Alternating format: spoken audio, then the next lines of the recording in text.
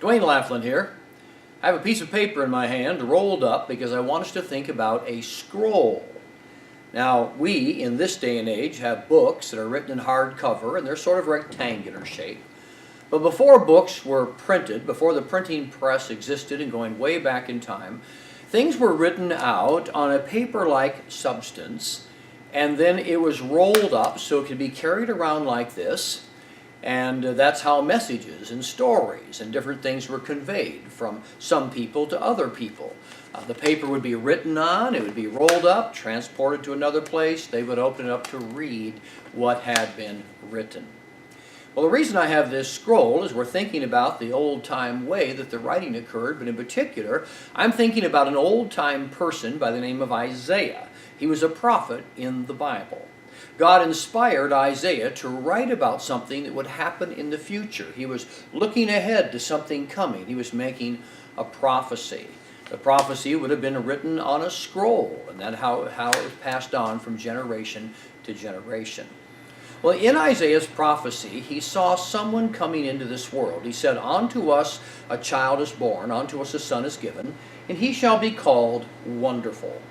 So we're going to start with the word, or the color red, and we're going to put it into the tube to make us think of the fact that Isaiah was predicting the advent of a wonderful person into this world. Would you like to have a wonderful life? Would you like to have a life where there's abundance and fulfillment and meaning? Well, Isaiah was speaking of the kind of person who not only would be wonderful, but he could help us all know how to have a wonderful existence. He would be wonderful and a counselor.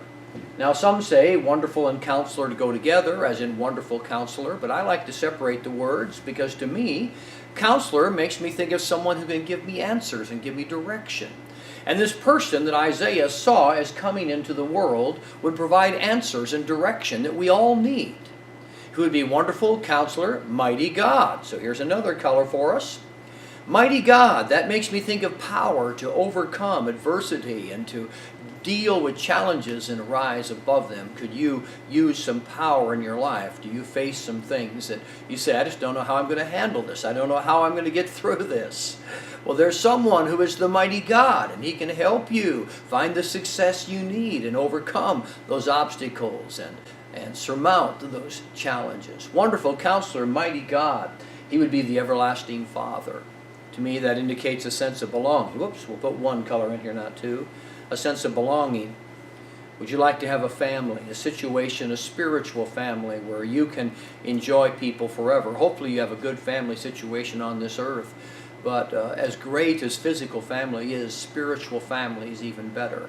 And this one is the everlasting Father, would enable us to be a part of the greatest spiritual family of all. Wonderful counselor, mighty God, everlasting Father, the Prince of Peace. Someone who would help people know how to find peace in their hearts, and eventually someone who would bring peace to us all. Well, who was Isaiah speaking of way back in the prophecy? By the way, it's back in Isaiah chapter 9, around verse 6, where you find this prophecy. I trust we know he was speaking of.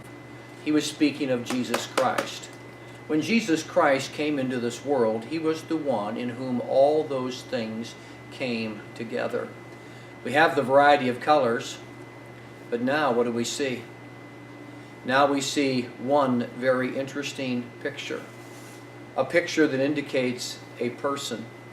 Now we do not know exactly what Jesus Christ looked like, so this is not a true picture of Jesus, but it's a picture that reminds us of who he is.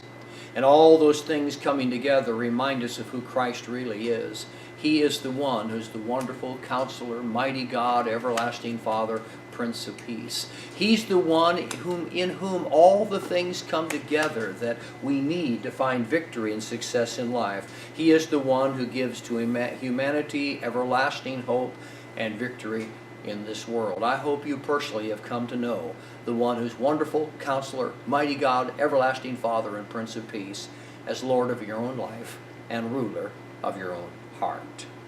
Now, just a couple things to say about this. First of all, the prop involved is called a Massal tube. So those of you who are gospel magicians, if you're wondering what I have here, that's what you look for to do the trick. And this clearly would be a great Christmas lesson. So you might file it away for your Christmas routines because you're quoting that prophecy from Isaiah that we quote at Christmas time.